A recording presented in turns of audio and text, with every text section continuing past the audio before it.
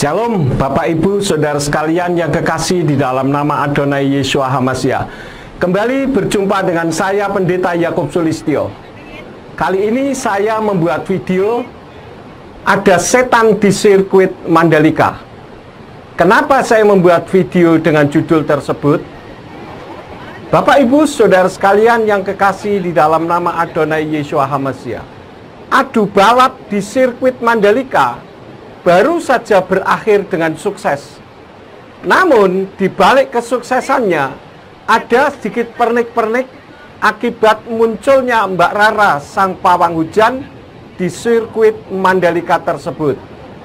Muncullah kontroversi yang mengaitkan kearifan lokal dengan agama tertentu yang dianggapnya paling benar, sehingga ada nyinyiran terhadap munculnya Mbak Rara di samping ada orang yang mendukungnya.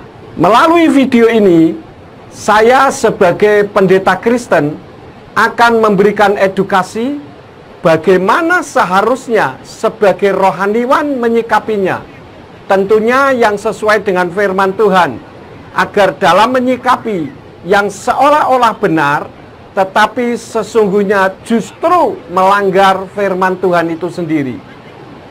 Kenapa doanya Mbak Rara sang pawang hujan didengarkan oleh Tuhan dan dikabulkan sehingga hujan berhenti dan ajang balap motor GP dapat terlaksana dengan sukses, bahkan membuat dunia kagum dengan Mbak Rara sang pawang hujan sehingga membuat beliau langsung jadi terkenal di seluruh dunia? Jawabannya akan saya sampaikan di akhir video ini.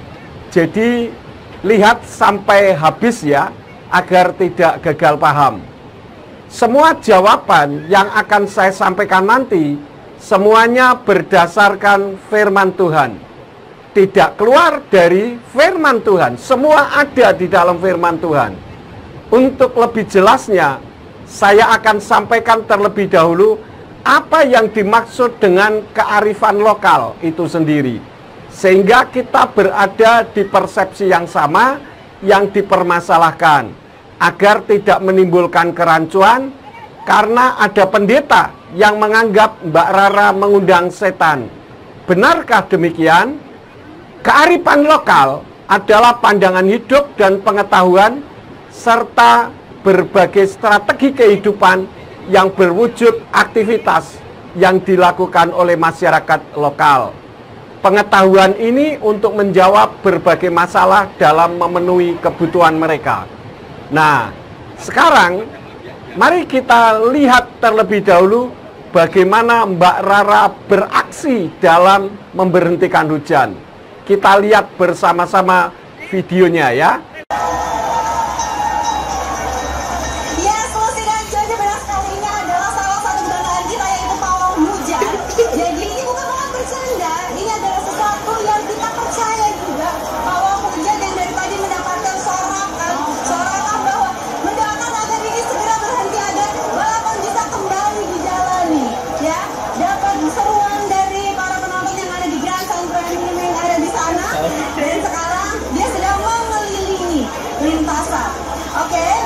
Jadi kita lanjutkan lagi ya, sembari menunggu pawang hujan melakukan pekerjaannya.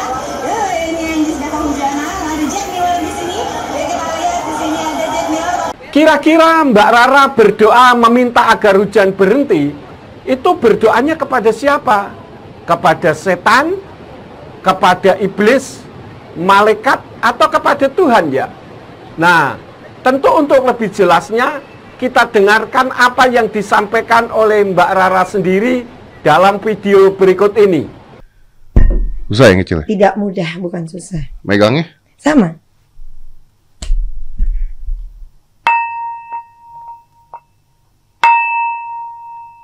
Bagus. Iya, bisa lah pokoknya. Ini buat meditasi, biasanya orang-orang buat meditasi di Tibet, di mana. Iya, benar. Jadi kalau pawang hujan itu kan Rara kan pegang nih. Ini kan tidak berat loh maksudnya. Ini mahal loh?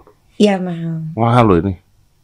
Ya tidak terlalu lah, 11. Ya mahal dong. 11 juta. Dan produksi kan kalau nggak salah kualitasnya beda-beda ya? Iya, ini Tibet kan. Ini Tibet punya kan? Wih, gila. Ini saya pegang Mas, itu waktu itu tuh kan nggak boleh masuk tuh, sampai akhirnya kan sudah mereka putus asa kan, harusnya jam 3 ke jam 4. Nah Rara tuh kan udah nyolong di sini, nggak boleh. Akhirnya saya kesini tuh saya bilang sama Tuhan, saya pingin melayani supaya Indonesia itu tidak malu. Saya bilang sama Tuhan, saya pingin melayani supaya Indonesia itu tidak malu. Saya bilang sama Tuhan, saya bilang sama Tuhan, saya bilang sama Tuhan, saya bilang sama Tuhan, saya pingin melayani supaya Indonesia itu tidak malu. Saya tuh kayak ngerasa Indonesia pantas untuk menyelenggarakan event ini. Ya, Indonesia pasti bisa. Iya. Ya, benar. Terus akhirnya Rara bilang sama Tuhan, Tuhan, saya mengumpulkan semua energi yang baik. Rara bilang sama Tuhan, Tuhan, saya mengumpulkan semua energi yang baik. Rara bilang sama Tuhan, Tuhan, saya mengumpulkan semua energi yang baik. Jadi saya kan punya guru, Pak Yanurindra itu bilang, Saya kamu, tahu tuh. ya, kamu adalah sosok yang hadiah dari Tuhan buat diri kamu sendiri, buat keluarga, dan buat Indonesia. Jadi karena Tuhan memberikan begitu banyak kebaikan kepada Rara, akhirnya saya merasa hadiah yang diberikan Tuhan berupa kekuatan indigo ini saya pergunakan untuk melayani event kenegaraan. Dari ucapannya Mbak Rara tadi, ternyata Mbak Rara meminta hujan berhenti, itu berdoanya bukan kepada setan atau iblis atau malaikat, melainkan kepada Tuhan. Dan Tuhan mengabulkan doa Mbak Rara. Nah, yang menjadi pertanyaannya, kenapa doanya Mbak Rara didengar Tuhan? Padahal Mbak Rara tidak tahu Tuhan itu namanya siapa. Karena Mbak Rara berdoa dengan tulus, dengan hati yang baik. Tadi kita sudah mendengar sendiri bagaimana beliau ingin agar Indonesia tidak dipermalukan. Karena ada orang-orang yang senang dan bahagia jika ajang balap motor GP di Mandalika batal gara-gara hujan. Perkiraan adanya orang yang senang jika ajang balap motor di Mandalika batal, kita bisa lihat di video dari Gus Arya berikut ini. Mari kita lihat bersama-sama. Saudaraku begini, kalau kita melihat dari kultur lokal kita, seorang pawang memang identik adalah seorang dukun, ya. Jadi seorang pawang itu adalah seorang profesional, tenaga profesional, atau seorang dukun. Saya kasih tahu nih, seorang dukun. Kalau seandainya ini kalau seandainya ini, tapi kalau dipikir-pikir ya, banyak yang marah-marah itu wajar ya. Banyak yang marah-marah gara-gara ada seorang pawang, seorang pawang hujan yang dia bisa mengendalikan bisa mengendalikan awan supaya nggak muncul hujan di sini. Ini harapannya kalau seandainya ditarik ke Jakarta buat bantuin Anies Baswedan, mungkin Jakarta nggak terlalu banjir nanti kalau sudah musimnya ya. Dan sirkuit itu adalah salah satu programnya Presiden Jokowi. Jadi tidak lepas, ketika itu adalah program-programnya Jokowi sang presiden, tentu banyak orang yang kontroversi, tidak mengindahkan lah. Jadi perbuatan apapun, program sebaik apapun Jokowi, itu pasti akan dinyinyir, tidak diindahkan, bahkan nyaris dihujat. Ya, program apa sih lah? Tetapi yang namanya Jokowi itu kan seorang presiden ya, tangannya adalah tangan sakti. Apapun keputusannya adalah mutlak karena beliau seorang pemimpin yang mutlak dipilih oleh masyarakat Indonesia secara konstitusional. Artinya saudara, mau sebaik apapun programnya seorang presiden, ketika mereka ini orang-orang yang barisan sakit hati tidak menyukai, ya wes, apapun ya nyinyir, mau sebaik apapun ya programnya tetap akan dinyinyir, gitu ya. Pasti akan dinyinyir. Lalu pertanyaannya, ketika itu tetap dikerjakan oleh pemerintahan, di pemerintahnya Jokowi, tetap bisanya apa sih kadrun-kadrun itu? Berdoa, ya Allah, mudah-mudahan sirkuit itu gagal. Ya Allah, mudah-mudahan Allah turunkan hujan sehingga Jokowi ini supaya malu, ya Allah.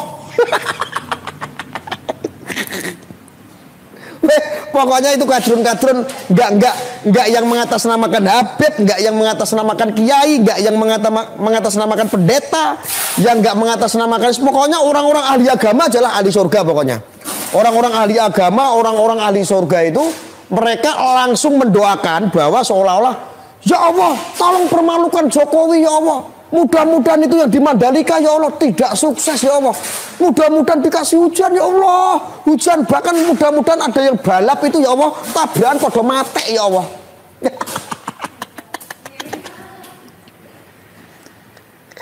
Itulah doa kadrun, saudara. Itulah doa kadrun. Kadrun itu apa sih? Sekali lagi saya kasih tahu. Kadrun itu bukan ulama, kadrun itu bukan kiai, kadrun itu bukan Islam, kadrun itu bukan seorang keturunan Arab, kadrun itu bukan Habib, kadrun itu binatang. Kadrun itu binatang, saya kasih tahu. Cuman karena kadrun itu binatang, ya, jadi setan iblis yang menyerupai binatang yaitu kadrun, kadal. Nah, sifatnya ya menjelma sok ke Arab-Araban begitu. Sok ke Arab-Araban karena mayoritas kita kan Islam nih, berkiblat di Arab nih. Ya mereka akan menjelma sok ke Arab-Araban begitu, bergentayangan. Apa-apa akan dikaitkan.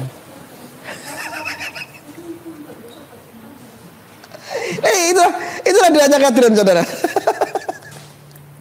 Aku tuh heran, aku jauh-jauh hari itu udah monitor. Ini pasti gara-gara ada sirkuit ini banyak sekali orang-orang yang bakal mendoakan bahwa sirkuit ini harus gagal.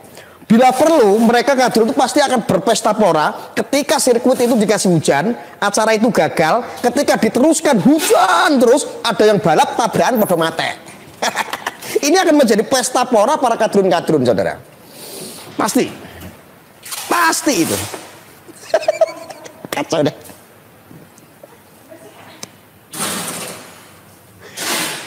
Jadi sekali lagi, saudaraku ya. Sekali lagi, ini adalah pertikaian antara doanya kadrun dengan para dukun.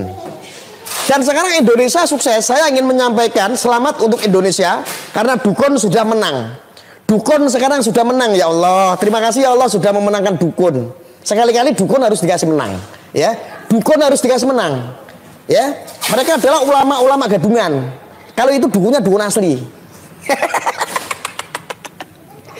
Habis kesel saya ngomong begitu. Kenapa? Saya kesel. Mereka ulama-ulama gadungan ini suka mempelintir sesuatu hal-hal yang konyol. Sedangkan dukun ini di framing ini seolah-olah dukun ini dukun cabul gitu. Oh, banyak, nggak cuma dukun cabul kok. Ada malah oknum itu yang pakai udeng-udeng juga nyabuli. Ada yang seperti itu, saudara. Ada yang muda-muda kayak begitu ada. Ada kok yang suka yang ngaku-ngaku seorang zuriat atau apa begitu. Ada juga yang suka begini-begini itu cacatan yang ada yang seperti itu, ada. Jadi nggak cuma dukun saja, nggak cuma dukun cabul atau dukun santet, banyak sekali. Banyak orang-orang ulama-ulama itu nyantet banyak. Yang ngaku pendeta, yang ngaku pemuka agama nyantet banyak sekali, nyantet orang, membunuh tanpa menyentuh lewat medsos, lewat provokasi, lewat ideologi, lewat paham-paham ekstrim, lewat paham-paham radikal. Disantet otak-otaknya itu masyarakat Indonesia. Masyarakat Indonesia disantet otaknya. Sampai apa coba? Sampai bocor. Sampai ada yang sakit. Sakitnya menjadi radikal. Radikal habis itu matinya jadi apa? Jadi teroris. Contoh, ada yang mati di jalan tol. Ada yang seperti itu. Itu juga dukun sama itu, nyantet itu. Jadi gak cuma istilah dukun saja yang jelek gitu loh. Ya, kita tahu semuanya saudara-saudaraku. Indonesia itu tidak lepas daripada orang-orang sakti, orang-orang yang berilmu. Jangan pernah kamu mungkiri. Ketika kamu mengenyam sebuah agama, tiba-tiba kamu memusuhi budayamu sendiri. Ketika ada orang yang berdoa, kamu kait-kaitkan dengan kedukunan, kemusyrikan dan lain sebagainya. Konyol otak Anda di mana? Orang berdoa, orang melakukan sebuah ritual. Ritual itu adalah hubungan antara insan dengan kepada sang Khalik. Apapun itu agamanya, sesuai dengan keyakinan masing-masing. Mereka berdoa, ya Tuhan, tolong ya Tuhan, saya meminta ya Tuhan, supaya awan ini mau ditaruh di sana biar hujan. Ini kan meminta, ini kan berdoa. Kecuali ini, ya iblis, ya dajjal, ya setan-setan bersorban, ya setan-setan yang pakai itu oknum-oknum yang menggunakan kitab-kitab. Ya contoh kalau ada pendeta oknum kayak begitu, ya iblis yang menggunakan Alkitab seandainya ini. Ini buat yang oknum-oknum aja. Saya tahu ya ulama-ulama kita tidak ada yang seperti itu. Kiai-kiai kita pasti mantep. Pendeta-pendeta yang di agama Nasrani juga baik-baik. Ini berbicara oknumnya. Kecuali seperti itu, ya Dajjal, tolong ya Dajjal, pindahkan itu ya Dajjal. Tolong pindahkan itu awan supaya nyampainya ke sana di Jakarta. Buat nolong ya Al-Qadruni Al-Anisi. Ya Dajjal, tolong pindahkan. Kecuali seperti itu. Paham nggak apa yang saya sampaikan di sini? Intisari yang saya sampaikan paham nggak? Makanya berpikirlah yang cerdas. Mengenai orang yang mengharapkan ajang balapan motor GP di Andalika batal, baik karena kecelakaan, karena sakit penyakit, atau diakibatkan hujan, kita lihat juga apa yang disampaikan oleh channel Anak Bangsa, oleh Pak Rudi S. Kamri berikut ini. Kita lihat bersama-sama videonya. Bagi saya, kehadiran Rara Istiani Wulandari, perempuan asal Yogyakarta di tengah pit lane sirkuit, keren kok itu. Itu kearifan lokal yang tidak ada di dunia.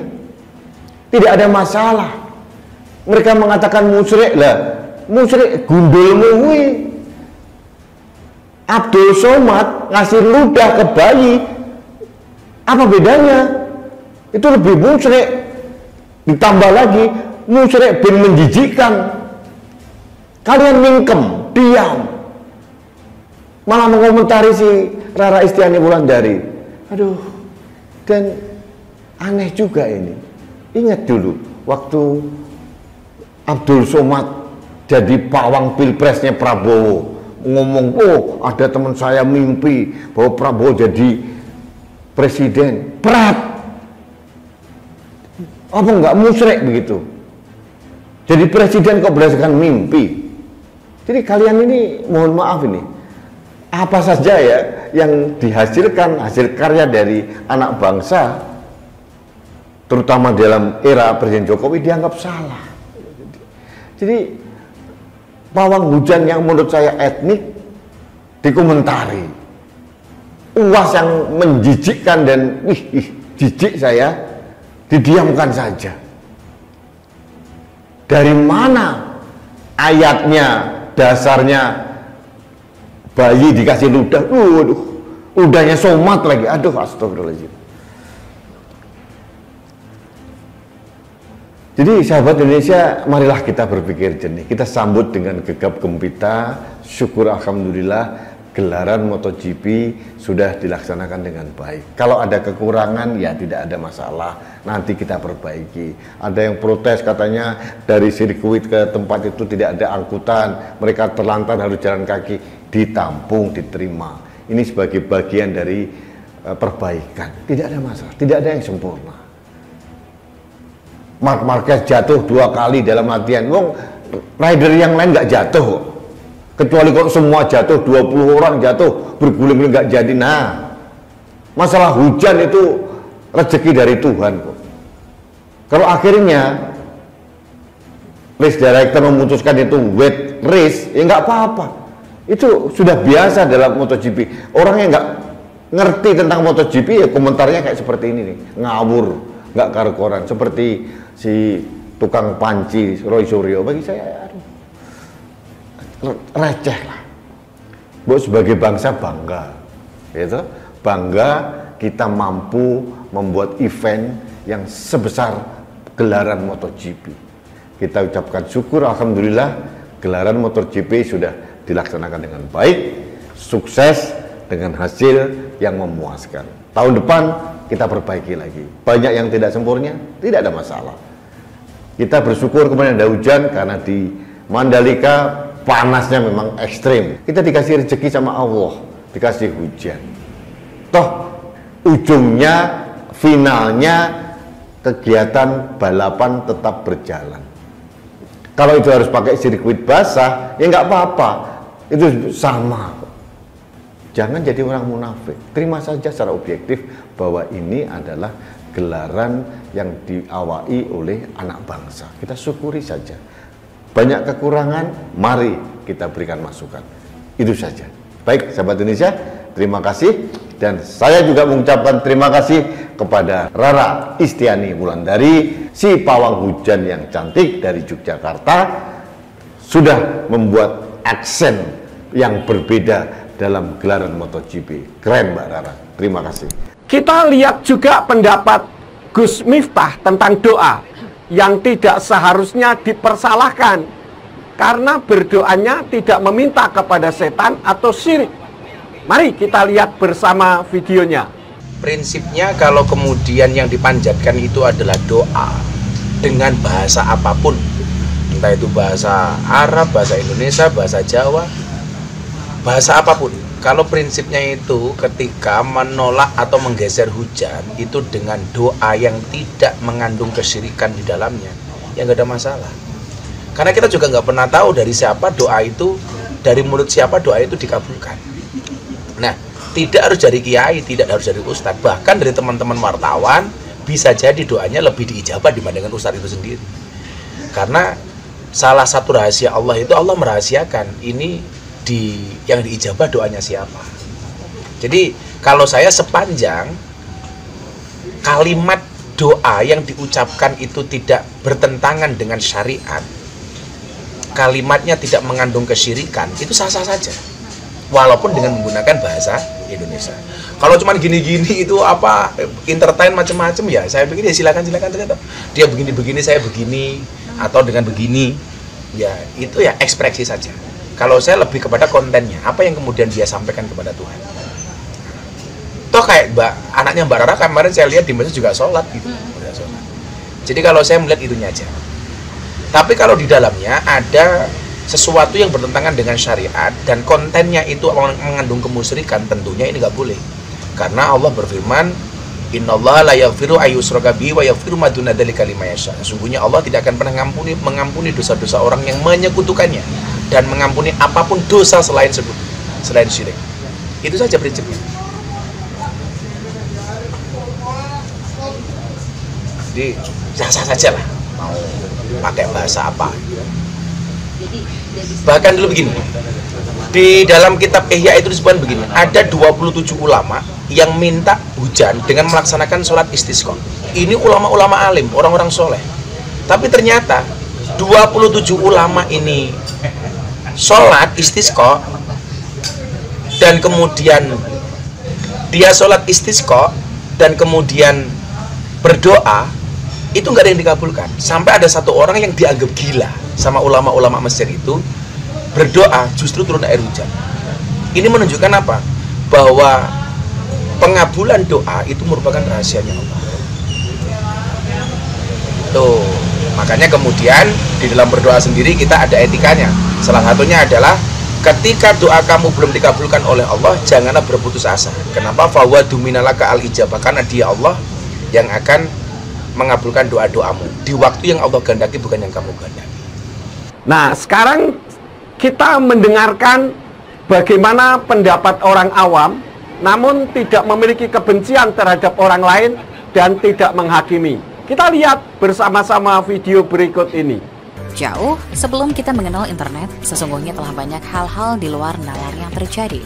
Salah satunya adalah pawang hujan, di mana seseorang memiliki kemampuan untuk mengendalikan cuaca.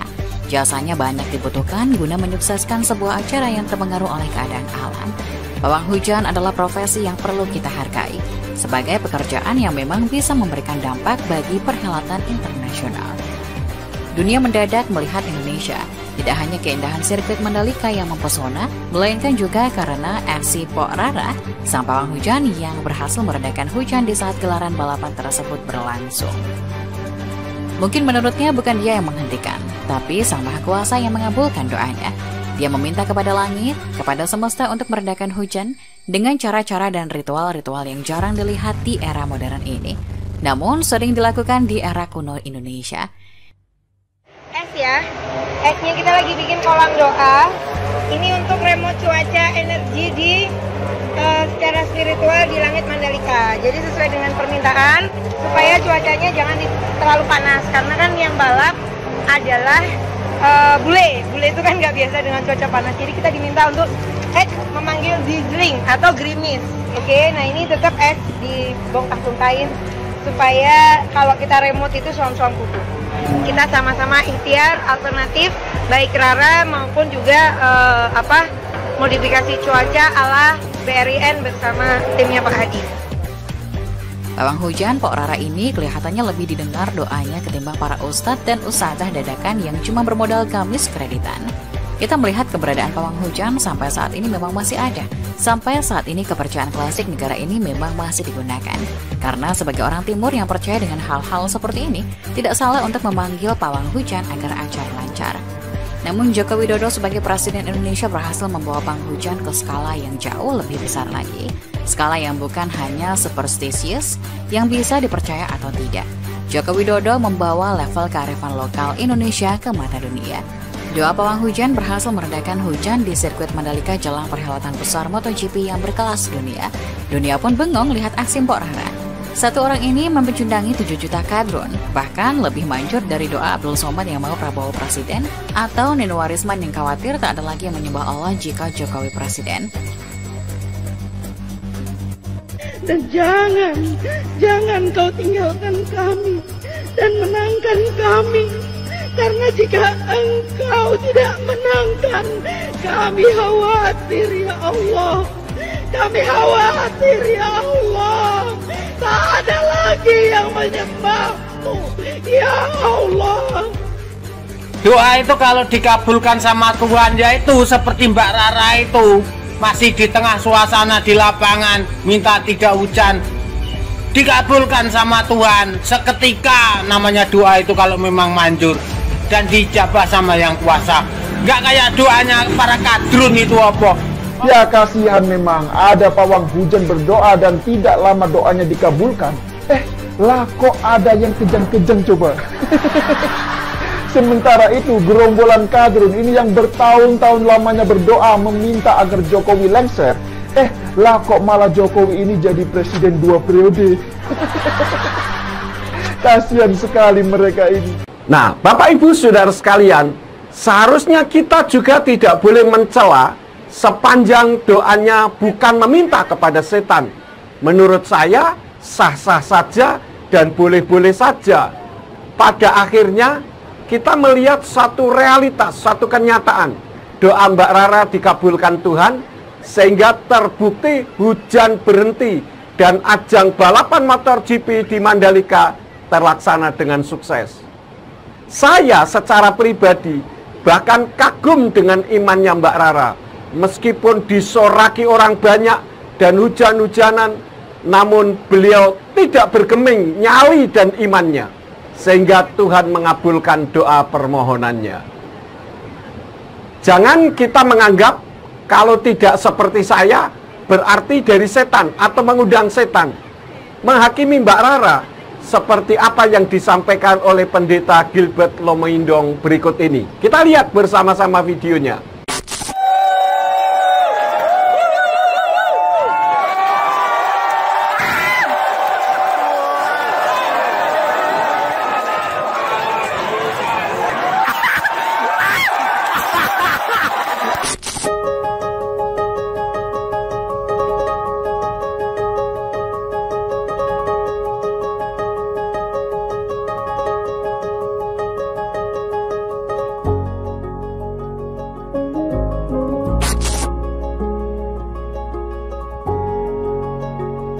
Kamu hebat, dan bukan hanya kamu hebat, Indonesia hebat. Wah, saudara gue yang kasih dalam Tuhan, dari dasar hati saya yang terdalam, mungkin saudara terkejut melihat judulnya yang terhormat, Bapak Presiden Jokowi maaf. Membiarkan hal-hal klinik di bangsa ini, melibatkan kuasa-kuasa kegelapan, maaf. Itu mengundang kutuk bagi satu negeri. Bapak Presiden yang terhormat, saya mewakili banyak umat Kristen mencintai Bapak, mendoakan Bapak, dan bangga dengan Bapak. Bangga dengan terobosan Mandalika, bangga dengan prestasi yang ada di Mandalika. Tetapi dengan segala kerendahan hati, saya harus sangat minta maaf untuk membuat video ini, bahwa mengundang unsur klinik. Izinkan saya menjelaskan, mari kita jujur di bangsa ini, bahwa ini bukan kearifan lokal. Memang bangsa kita mulai sebagai bangsa animisme, bangsa kita mulai sebagai bangsa dinamisme, lalu kemudian Hindu masuk, Buddha masuk, kerajaan Islam masuk, Kristen masuk. Lalu kita bersepakat dengan Pancasila. Dan betul ada kepercayaan-kepercayaan tradisi seperti Sunda Wiwitan dan lain. Lalu sebagian dikelompokkan kepada Hindu, sebagian lagi dikelompokkan sebagai kepercayaan. Tetapi kita sudah sepakat menjadikan Pancasila dasar negara, dan ketika kita menjadikan Pancasila dasar negara, maka yang pertama sudah disepakati oleh kita semua, ketuhanan yang Maha Esa. Dan agama apapun percaya bahwa there is no other God, tidak ada Allah lain. Dan minta maaf, kita semua bangsa Indonesia secara jujur malu melihat kita masih dilihat sebagai bangsa tradisional yang menghentikan hujan bukan dengan cara teknologi yang terhormat. Bapak Presiden Jokowi, saya harap jangan salah mengerti kita, kelompok yang tidak setuju. Betul ada orang yang memakai ini sebagai protes kebenciannya. Intinya pokoknya apapun yang Bapak buat salah. Kami sangat mendukung IKN, kami sangat mendukung Mandalika. Bahkan kalau itu baik buat negeri ini, 3 periode pun saya mendukungnya. Penundaan pemilu saya pun mendukungnya. Tetapi sebagai seorang hamba Tuhan, saya harus jujur, Pak, ini bukan soal agama Kristen. Ini soal setan dan kuasa-kuasa kegelapan. Mau dibawa kemana bangsa ini jika kuasa-kuasa kegelapan, dukun yang sekarang berganti nama menjadi paranormal dan kemudian berganti nama lagi menjadi penasihat spiritual. Hanya istilahnya, Pak, yang diganti. Bapak-bapak yang terhormat Bapak Erick Thohir, Bapak kerja keras. Luar biasa sebagai Menteri BUMN. Dahsyat, Pak. Saya sangat mengagumi. Tetapi sangat minta maaf ketika pawang hujan sudah diberi panggung segitu istimewanya, boleh muncul dan boleh menunjukkan kesannya bahwa kita sekarang sedang mau mengatur alam, mau mengatur Tuhan, dan bukan lagi dengan doa-doa yang diakui di bangsa kita. Mau dibawa kemana bangsa ini? Saya mengerti ada orang-orang yang berkata, pendeta ini pansos. Silahkan. Saya mau katakan ini pansos, silahkan. Tetapi izinkan saya mengingatkan dari dasar hati saya yang terdalam. Saya mencintai Bapak Presiden. Saya mencintai Indonesia. Dan maaf sebagai seorang hamba Tuhan. Dan saya yakin yang menyoraki, yang wow ini benar, ini adalah kearifan lokal. Sorry untuk bilang, adalah orang-orang yang memang hanya penjilat-penjilat politik Bapak. Tetapi tokoh-tokoh agama yang betul-betul jujur, dari agama apapun setuju sama saya, bahwa ini adalah kuasa gelap, ini adalah kuasa setan, ini adalah paranormal. Paranormal artinya nggak normal. Mau dibawa kemana bangsa ini? Dan saya jujur, pada saat kejadian itu berlangsung saya menangis, Pak. Karena saya tahu the devil never work for free, Pak. Setan tidak pernah kerja gratis. Mungkin kita anggap, wah ya tapi kan Indonesia udah biasa kalau ada perkawinan ya pokoknya pakai pawang hujan. Enggak Pak, begitu banyak baik kelompok Muslim, kelompok Kristen dan kelompok agama-agama lainnya berdoa Pak, dan Tuhan masih buat mujizat Pak. Dan kalaupun dianggap doa, ya lihat nanti masih ada kelompok-kelompok teknokrat dari teknologi yang bisa mengatur rekayasa cuaca ini Pak. Bukan dengan cara yang seperti itu dan dipertontonkan. Mau dibawa kemana pemuda-pemuda kita yang sedang goyah dengan agama? Apakah bangsa kita sedang mau mengajarkan bahwa mari kita pergi ke dukun kembali, kan itu kearifan lokal, mari kita nggak usah pergi ke dokter, itu kan memang kearifan lokal. Come on, masa kita mau menjual ini ke asing dan berkata, oh kami masih percaya dukun-dukun? Pak, ayo semua ajarin debus Pak, ayo semua ajarin dukun-dukun, biar bikin kontes dukun-dukun. Sorry untuk ngomong ini, secara jujur saya sangat mencintai Presiden, saya sangat mencintai bangsa ini. Tetapi sorry untuk bilang, roh saya berontak. Karena mungkin sebagian saudara berkata, ya urusan apa sih pendeta ini nyinyir banget? Memang orang-orang agama ini nyinyir banget? Enggak, kita nggak nyinyir. Banyak kok hal-hal yang Presiden buat yang kita dukung, yang kita doakan. Yang kita bahkan nggak buat konten, tapi kita doakan di gereja.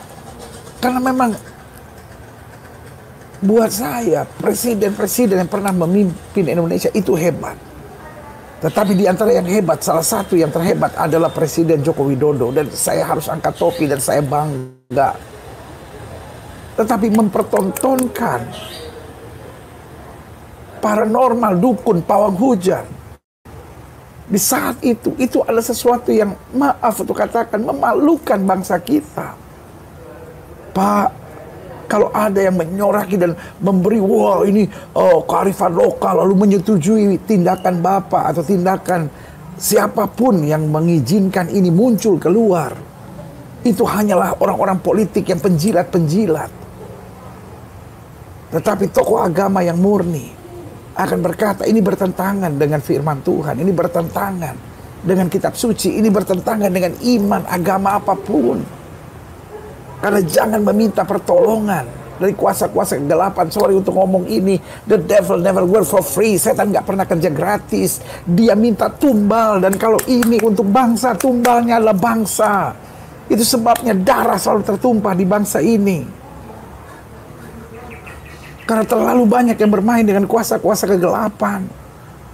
Pak Presiden yang terhormat, Bapak sudah membuat banyak terobosan di bangsa ini. Mari Pak, satu lagi terobosan Pak. Bebaskan bangsa ini dari kuasa-kuasa kegelapan. Bebaskan bangsa ini dari dukun-dukun. Bebaskan bangsa ini dari kepercayaan-kepercayaan pada Allah-Allah lain. Mari kita pegang Pancasila Pak. Yang terhormat Bapak Presiden, beberapa hari ini saya secara khusus mendoakan sebelum konten ini ada. Saya doakan betul. Karena buat saya ini sesuatu yang sangat serius. Kutuknya kita semua yang tanggung Pak. Kutuknya kita semua yang tanggung. Mungkin buat Bapak, oh ini supaya Mandalika beres. Betul, Mandalikanya sukses beres Pak. Tapi mari kita berpikir, pawang hujan kan udah ada dari sebelumnya. Tapi buktinya hujan juga. Mestinya kan memang dicegah supaya tidak hujan, tapi kan hujan juga. Tetapi membiarkan dia keluar lalu mempertontonkan ini di hadapan masyarakat, itu sebagai bangga gitu. Oh, Indonesia punya kearifan lokal. Itu bukan kearifan lokal. Tarian adalah kearifan lokal. Dan banyak hal kearifan lokal. Ini bukan kearifan lokal. Ini bentuk primitif bahwa bangsa kita masih percaya kepada klinik. Kalau gitu tutup semua hospital, tutup semua rumah sakit. Kita kembali ke zaman dulu. Wow, ini kan kearifan lokal, kita masih pergi ke dukun dulu. Tapi kan kita menuju kepada 5.0. Kita menuju ke era yang lebih maju. Saya coba pelajari ini dalam tatanan iman Kristen. Saya juga percaya di setiap agama ada kepercayaan seperti ketuhanan yang Maha Esa. Dan jangan meminta pertolongan kepada kuasa-kuasa kegelapan. Sekali lagi saya mau ingatkan, minta maaf Pak. Yang terhormat, saya dengar juga ini adalah usulan dari Menteri BUMN. Bagaimana bisa BUMN kok mengurus hal-hal yang sifatnya klinik seperti ini? Aduh. Percayalah, masih ada kutuk. Masih ada kutuk. Orang tuh kalau meminta pertolongan, dan Alkitab saya bilang bangsa yang meminta pertolongan pada kegelapan atau kuasa-kuasa kegelapan akan berada di bawah kutuk.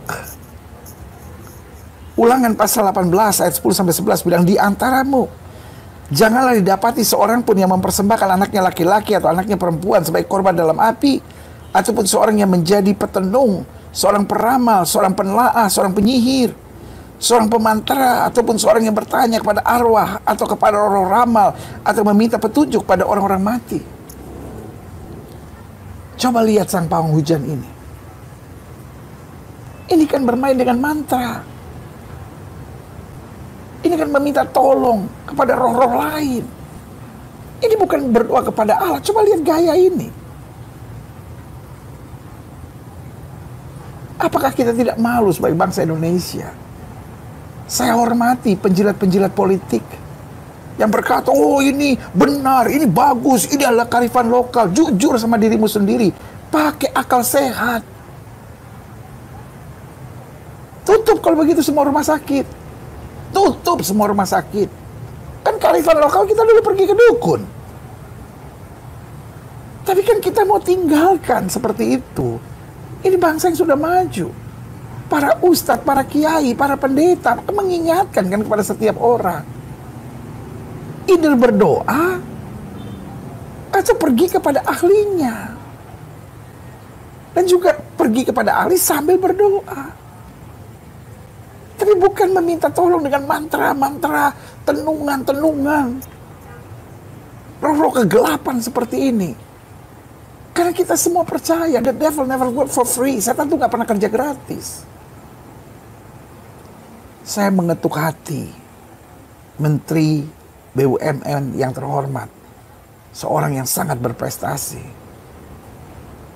Bapak Erick Thohir. Pak,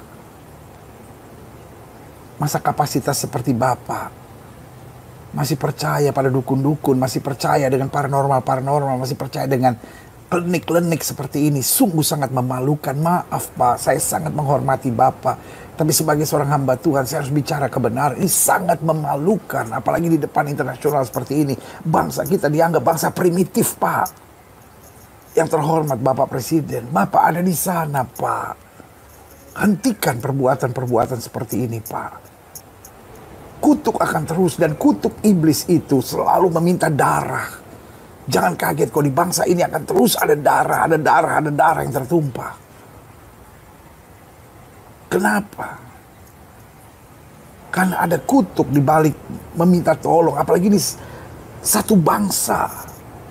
Ya kan, ini acara internasional seperti ini berarti bangsa yang meminta tolong. Ini bukan hanya satu orang yang minta tolong, bukan sekedar acara perkawinan, ya keluarga itu yang dikutuk. Tetapi kalau ini satu bangsa yang meminta tolong, satu bangsa Pak terkutuk. Saya termasuk di dalamnya. Karena itu pastikan kita berdoa. Bebaskan bangsa ini dari kutuk-kutuk seperti ini. Ingat Pak, kita kalau pergi ke dukun Pak, mungkin kita bisa sukses, kita bisa kaya. Bisa Pak, setan punya kuasa. Tetapi tumbalnya parah. The devil never work for free. Coba lihat Yesaya pasal 44 ayat 25. Akulah yang meniadakan tanda-tanda peramal pembohong dan mempermain-mainkan tukang-tukang tenung yang membuat orang-orang bijaksana mundur ke belakang dan membalikan pengetahuan mereka menjadi kebodohan. Itu Pak, Indonesia akan dipermalukan kalau dengan caranya seperti ini. Indonesia akan terus rendah, Indonesia akan terus terjajah, Indonesia akan terus kacau. Karena buah dari segala penyembahan berhala, buah dari segala hubungan klinik seperti ini, buah dari roh-roh tenung seperti ini, roh-roh pawang hujan seperti ini, hanya menciptakan kebodohan, hanya akan menciptakan penderitaan, hanya akan menciptakan kekacauan. Sekali lagi, saya seorang pendeta. Saya seorang kelompok minoritas. Saya tahu, mungkin buat sebagian orang saya hanya pansos. Mungkin buat sebagian orang, saya hanya anti.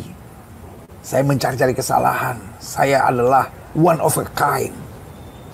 Ini tokoh-tokoh agama nih selalu cari-cari persoalan. Kami tidak cari persoalan. Tapi izinkan saya dengan dasar hati yang tulus mengingatkan.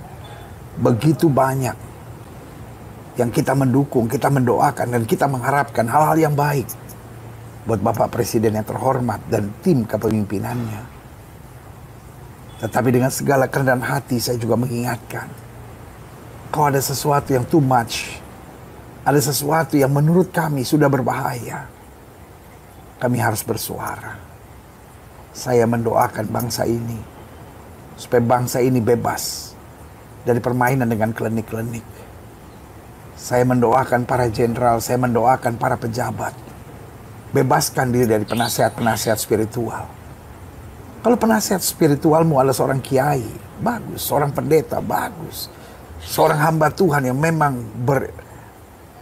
berkualitas, itu bagus.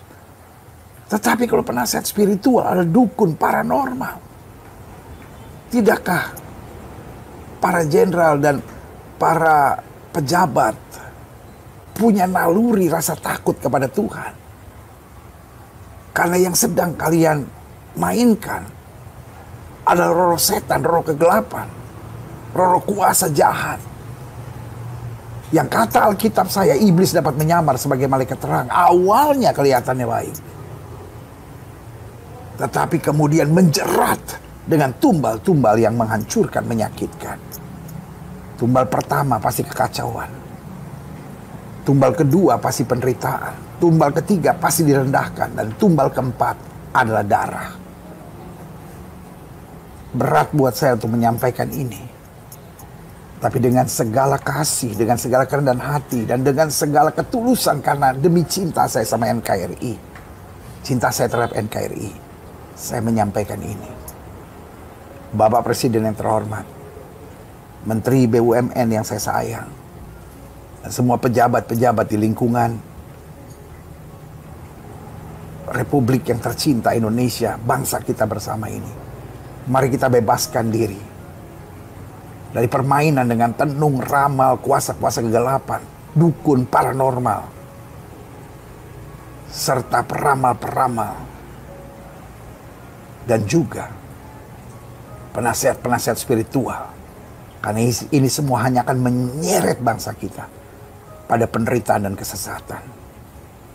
Doa saya buat NKRI, doa saya buat Bapak Presiden Republik Indonesia, doa saya buat Menteri BUMN, doa saya buat setiap pejabat-pejabat tinggi, dan doa saya juga buat setiap paranormal, pawang-pawang, penasihat-penasihat spiritual. Jujur sama dirimu sendiri. Engkau percaya pada kuasa lain kan? Engkau percaya pada mantra-mantra kan? Engkau adalah orang-orang berbahaya di bangsa ini, yang tanpa disadari kelihatannya engkau melakukan hal yang baik. Alkitab bilang itu iblis menyamar sebagai malaikat terang, tetapi kemudian akan mendatangkan tumbal yang menghancurkan buat bangsa ini. Saya berdoa di dalam nama Tuhan yang saya percaya, di dalam nama Bapa, Anak, dan Roh Kudus, yaitu Tuhan Yesus Kristus, Tuhan yang Esa. Saya berdoa agar bangsa ini kembali diberkati oleh Tuhan, dan bangsa ini dibebaskan dari segala dukun, paranormal, pawang-pawang, peramal-peramal, penasihat-penasihat spiritual, untuk bangsa ini kembali kepada Pancasila, ketuhanan yang Maha Esa. Selama kita takut akan Tuhan, selama kita punya hidup yang benar, selama kita jalani sesuai dengan kitab suci kita masing-masing, saya percaya Indonesia baik, Indonesia kuat, Indonesia jaya, Indonesia tumbuh, dan Indonesia hebat. Doa saya menyertai kita sekalian. Salam dari saya. Kamu hebat, Indonesia hebat. Tuhan Yesus berkati. Haleluya.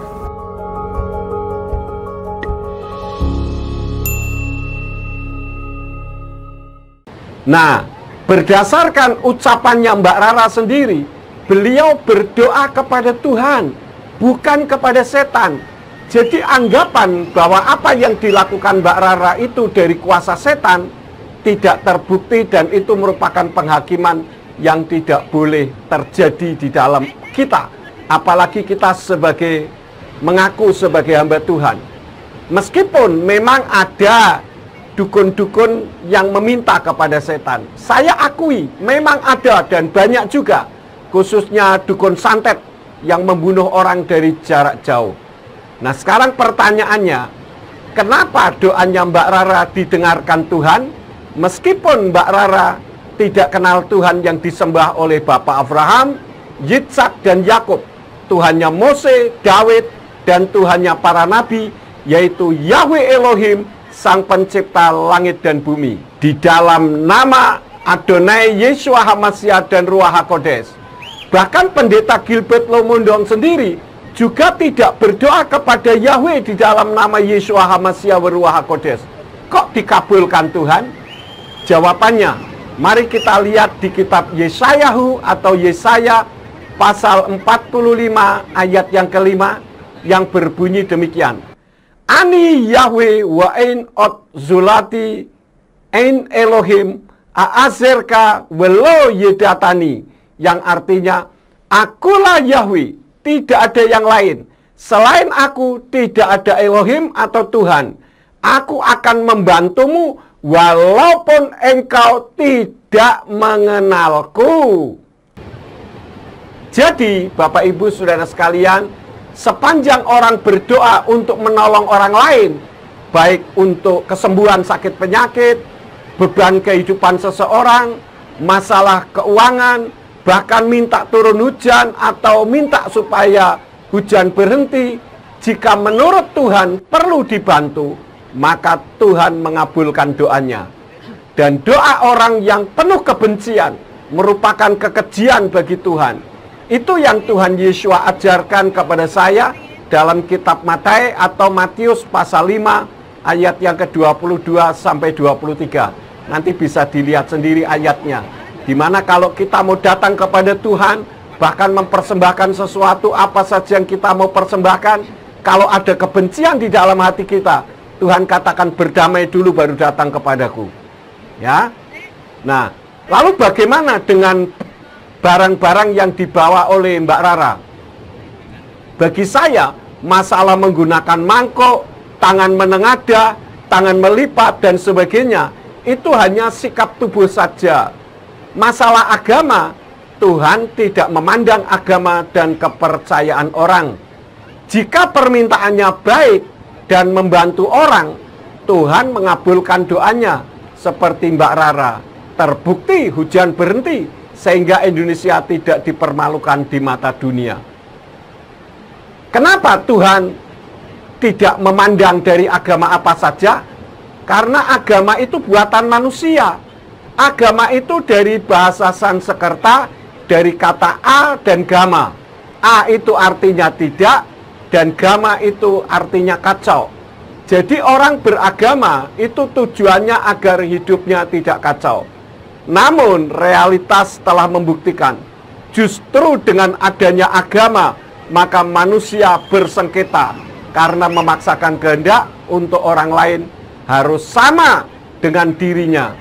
Jika tidak sama, harus diperangi. Akibatnya muncul intoleran dan radikalisme dan banyak kekacauan.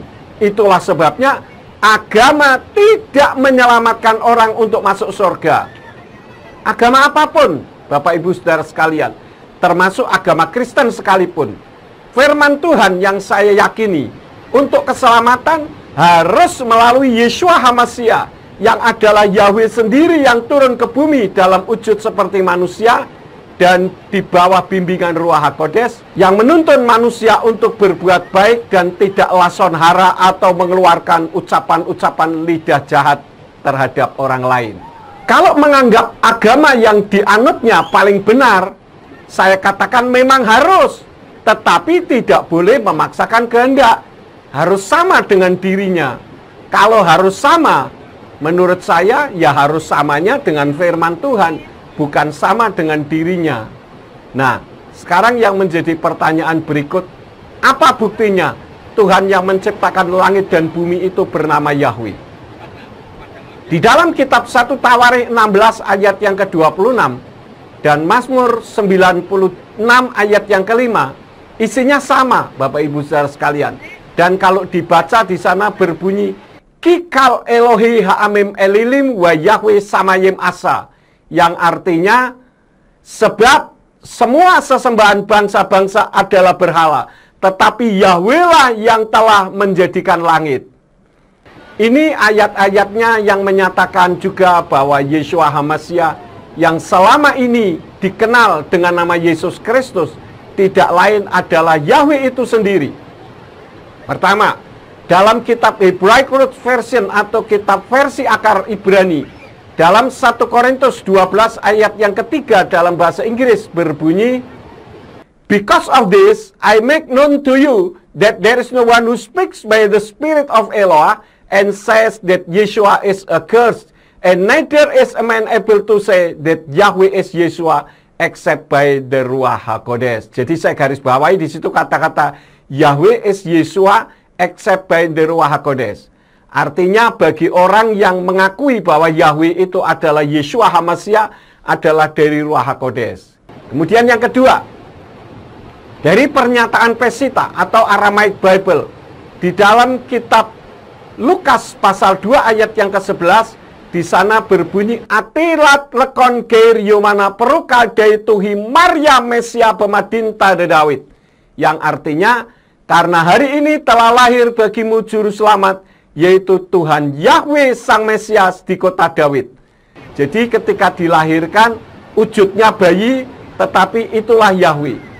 Jadi, baik Yahweh, Yeshua HaMashiach, dan Ruach HaKodesh atau Roh Kudus, itu satu adanya, atau Echad, bukan tiga. Seperti jika tauhidnya di Islam, Allah itu Esa, atau Ahad, bukan Wahid. Oleh karena itu di dalam kitab 1 Yohanan atau 1 Yohanes pasal 5 ayat yang ke-7, di dalam kitab Brit Kadasa berbunyi, Ki selosa hamidim basamayim, ha'af, wahadafar, weruah hakodes, uslastam ekhat hema, yang artinya sebab ada tiga yang bersaksi di Samayim atau di sorga, Bapa, Firman atau Dafar. Bapa adalah Yahweh, Firman atau Dafar adalah Yeshua, dan Ruach HaKodesh atau Roh Kudus yang disebut Immanuel, dan ketiganya ini adalah satu. Jadi umat Nasrani itu, orang Kristen itu, Tuhannya bukan tiga, melainkan satu. Kemudian yang ketiga, bukti bahwa Yeshua itu adalah Yahweh. Di dalam kitab Injil Yohanan atau Yohanes 8 ayat yang ke-24 berbunyi, Laken amarti lakem ki tamutu fakato tehem, ki imlo ta'aminu fi ki anihu tamutu fakato tehem. Yang artinya, oleh karena itu aku, yaitu Yeshua, berkata kepadamu, bahwa kamu akan mati dalam dosa-dosamu, sebab jika kamu tidak percaya bahwa akulah dia, yaitu Yahweh, maka kamu akan mati dalam dosa-dosamu. Dan sebetulnya masih banyak lagi ayat-ayat yang sejenis yang menyatakan bahwa Yahweh, Yeshua HaMashiach, dan Ruach HaKodesh itu satu atau Esa, bukan tiga. Nah, untuk lebih jelasnya tentang siapakah Yahweh dan Yeshua HaMashiach dan Ruach HaKodesh, silakan lihat video berikut ini yang selama ini dikenal dengan istilah Tritunggal. Meskipun istilah Tritunggal tersebut tidak pernah ada di dalam kitab sucinya umat Nasrani. Mari kita lihat bersama-sama video tentang Bapa, Putra, dan Ruach HaKodesh. Shalom Bapak Ibu Saudara sekalian yang kekasih. Pada saat ini saya akan coba menerangkan tentang apa itu Tritunggal sesuai dengan kebenaran firman. Anggap saja saya ini adalah Bapa, yaitu Yahweh yang mencipta langit dan bumi. Saya adalah pribadi yang sangat kudus, sehingga ketika Adam dan Hawa jatuh di dalam dosa, maka tidak bisa lagi saya komunikasi dengan manusia, karena radiasi kekudusan saya membuat manusia mati. Oleh karena itulah, maka saya hanya berbicara melalui para nabi, tentu saja yang sudah dikuduskan sebelumnya. Nah, karena saya sangat mencintai manusia dan nabi-nabi banyak yang ditolak, maka saya berubah dalam wujud seperti manusia, tapi bukan manusia. Tidak lain adalah Yeshua HaMashiach yang seperti ini. Itulah saya. Jadi Yeshua HaMashiach dengan saya itu sama, hanya beda fungsinya saja. Saya sebagai pencipta, Yeshua HaMashiach yang berbicara kepada manusia sebagai dafar atau firman yang hidup. Tetapi bukan berarti Yeshua HaMashiach itu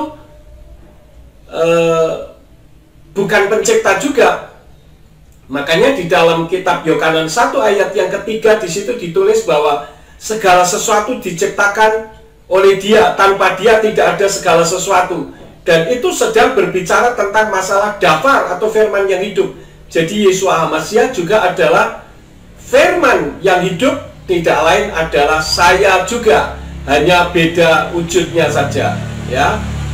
Nah, sekarang kita akan mendengar apa yang disampaikan oleh Yeshua HaMashiach. Silakan. Shalom Bapak Ibu Saudara sekalian. Seperti apa yang sudah disampaikan oleh Bapak Yahweh, saya Yeshua HaMashiach. Saya adalah Yahweh itu sendiri dalam wujud manusia. Sayalah yang berfirman kepada manusia supaya setiap orang yang percaya kepada saya, dia tidak binasa melainkan beroleh hidup kekal sampai selama-lamanya. Itulah saya. Ketika saya turun ke bumi, bukan berarti sorga, Shamayim, tempat di mana Bapak Yahweh tinggal, itu kosong.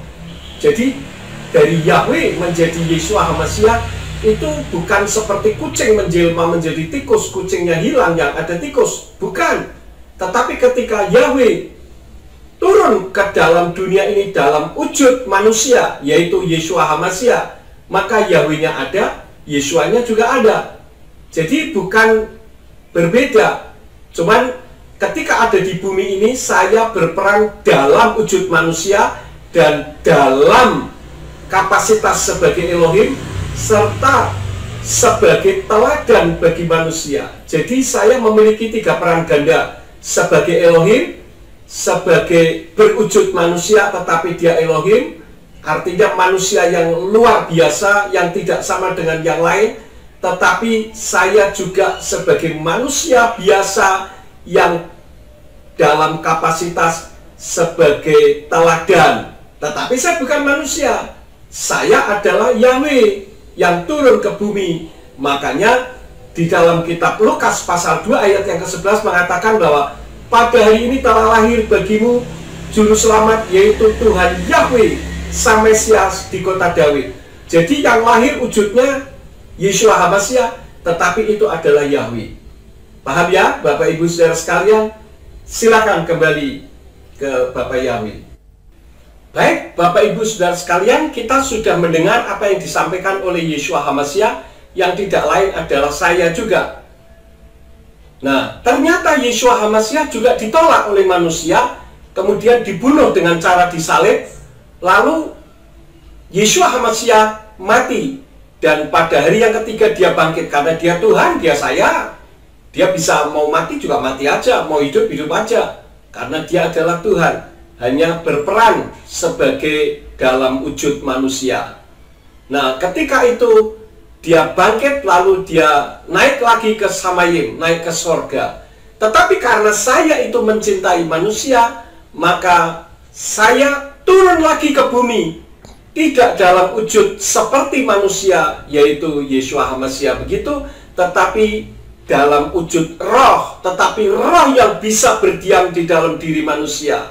Tidak lain adalah Ruach HaKodesh. Seperti apakah? Seperti ini. Nah, Ruach HaKodesh adalah saya juga, hanya dalam wujud yang berbeda lagi. Jadi bukan oknumnya yang berbeda, oknumnya sama, pribadinya sama, hanya wujudnya saja yang berbeda. Saya Maha Kuasa. Ketika saya dalam wujud manusia, kemudian saya turun ke bumi, bukan berarti surganya kosong, karena saya bisa mau jadi apa saja, mau jadi berapa saja. Nah, sekarang kita dengarkan apa yang akan disampaikan oleh Ruach HaKodes. Silakan Ruach HaKodes. Shalom Bapak Ibu Saudara sekalian. Saya adalah Ruach HaKodes atau Roh Kudus. Roh Kudus adalah rohnya Yahweh. Cuman kalau Yahweh yang dalam wujud roh sebagai sang pencipta, ketika manusia mendekat, manusia mati. Maka Yahweh mengutus hanya nabi-nabinya, berbicara melalui nabi-nabinya. Tetapi karena Yahweh sangat mengasihi manusia, maka Yahweh menurunkan Yeshua HaMashiach ke bumi untuk berfirman kepada manusia sebagai dafar atau firman yang hidup. Tetapi rupanya Yahweh yang dalam wujud manusia pun ditolak oleh manusia, maka karena saking cintanya Yahweh kepada manusia, maka Yahweh berubah wujud lagi dalam wujud Ruach HaKodes yang bisa berdiam di dalam hati dan pikiran manusia, yang bisa memberikan bimbingan, memberikan pengarahan. Itulah yang disebut dengan Immanuel, Imuna Anaknu Elohim, Elohim yang berdiam di dalam kita, yaitu berdiam di dalam hati dan pikiran kita untuk membimbing, mengarahkan. Itulah saya. Ketika Yahweh langsung berbicara kepada manusia, Yahweh ditolak. Maka Yahweh turun ke bumi dalam wujud manusia, yaitu Yeshua HaMashiach, juga ditolak. Maka Yahweh dalam wujud yang berbeda lagi, yaitu Ruach HaKodes, yang berdiam di dalam diri manusia. Jangan sampai saudara menolak, karena ini adalah kesempatan yang terakhir. Apabila saudara menolak, maka tidak ada kesempatan lagi untuk saudara bertobat. Ingat, kedatangan Yeshua HaMashiach yang kedua kali ke atas muka bumi ini sudah demikian singkat. Karena itu saudara harus mempersiapkan diri untuk mengerti tentang Tuhan yang sesungguhnya. Walaupun pemahaman ini tidak mengandung keselamatan, artinya hanya sebagai pengetahuan, setidak-tidaknya saudara tidak menolak Yahweh. Kenapa? Saudara nanti akan dengar sendiri kenapa saudara jangan menolak Yahweh. Karena antara Yahweh, Yeshua, dan saya, Ruach HaKodes, itu satu adanya, bukan tiga. Ini saja yang saya sampaikan, kiranya bisa memberkati Bapak Ibu Saudara sekalian. Shalom. Baik, demikianlah apa yang sudah disampaikan oleh Yeshua HaMashiach dan Ruach HaKodes. Mungkin saudara punya pemahaman lain. Apakah ini ada kaitannya dengan keselamatan? Tidak. Ini hanya berbicara tentang pengetahuan saja. Yang penting saudara tidak menolak saya, Bapak Yahweh, sebagai Tuhan pencipta langit dan bumi dan yang memiliki sorga atau samayim. Kalau saudara menolak saya, saudara mau masuk ke sorganya siapa? Sorga milik saya, milik Bapak Yahweh. Ya, dan Yeshua serta Ruach HaKodes itu kami menyatu lagi. Karena itu setelah Ruach HaKodes kembali ke samayim, ke sorga, karena waktunya sudah sampai, maka saya akan kembali menjadi satu lagi. Nah, demikianlah kiranya apa yang saya sampaikan ini bisa menjadi berkat dan memberikan pencerahan bagi pemahaman saudara tentang Elohim atau Tuhan yang sesungguhnya itu seperti apa. Terima kasih sudah nonton video ini. Saya, Bapak Yahweh, Yeshua HaMashiach dan Ruach HaKodes memberkati Bapak Ibu Saudara sekalian. Amin. Demikianlah video ini saya sampaikan agar tidak dengan mudah kita menyalahkan orang tanpa disadari bahwa sebenarnya dirinya sendiri juga salah. Karena apa? Tidak bertumpu kepada firman Tuhan itu sendiri. Oke, terima kasih telah menonton sampai akhir. Jangan lupa like, share, komen, dan klik loncengnya ya. Bapak Yahweh Besem Yeshua HaMashiach Ruach HaKodes menyertai dan memberkati kita semua. Amin. Shalom.